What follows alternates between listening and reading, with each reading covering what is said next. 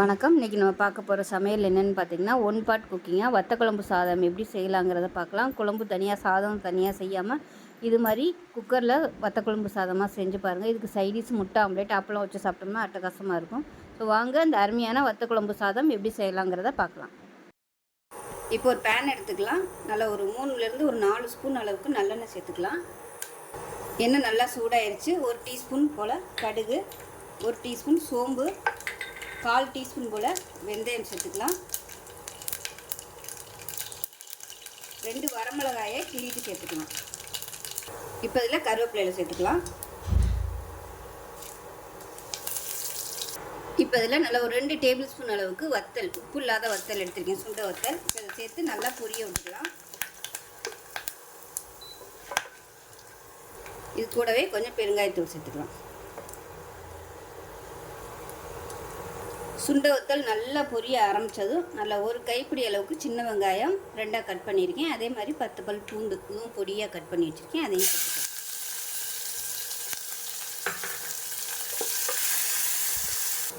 இப்போ வெங்காயம் நல்லா வதங்கிடுச்சு. 1 டேபிள் ஸ்பூன் அளவுக்கு குழம்பு மிளகாத்தூள் சேர்த்துக்கலாம். 1/2 டேபிள் ஸ்பூன் தனியாத்தூள் சேர்த்துக்கலாம். 1/4 டேபிள் ஸ்பூன் மிளகாத்தூள், காரத்துக்கு தகுந்த மாதிரி சேர்த்துக்கோங்க. குழம்பு மிளகாத்தூள்லேயுமே மிளகாத்தூள் இருக்கும், அதனால் கம்மியாக பார்த்து சேர்த்துக்கோங்க. இப்போ நல்லா எண்ணெயில் வறுத்து விட்டுக்கலாம்.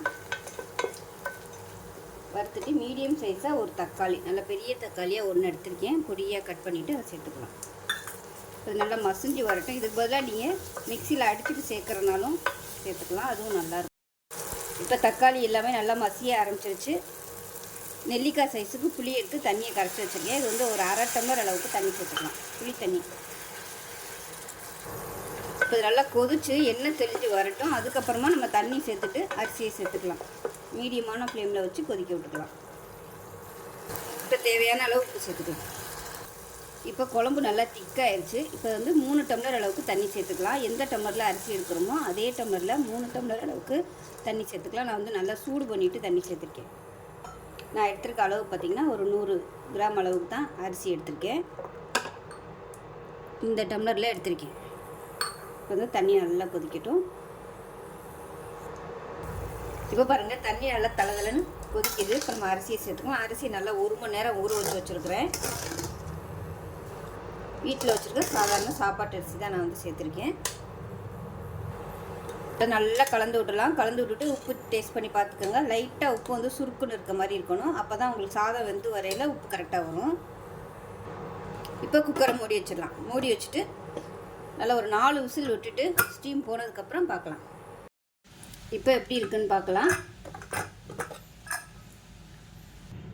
இப்போ பாருங்கள், சாதம் சூப்பராக வந்துடுச்சு. நல்லா கிளறி விட்டுக்கலாம். அவ்வளோதான், அருமையான வத்த குழம்பு சாதம் ரெடி ஆயிடுச்சு. அப்பளம் இல்லை முட்டை வச்சு சாப்பிட்டிங்கன்னா சூப்பராக இருக்கும். ஸோ இந்த மாதிரி கொஞ்சம் அப்படியே சதன்னு இருந்தால் தான் நல்லாயிருக்கும். ஸோ இந்த வீடியோ பிடிச்சிச்சின்னா லைக் பண்ணுங்கள், கமெண்ட் பண்ணுங்கள், சேனலை சப்ஸ்கிரைப் பண்ணுங்கள், பக்கத்தில் பெல் பட்டனையும் ப்ரெஸ் பண்ணுங்கள். நன்றி.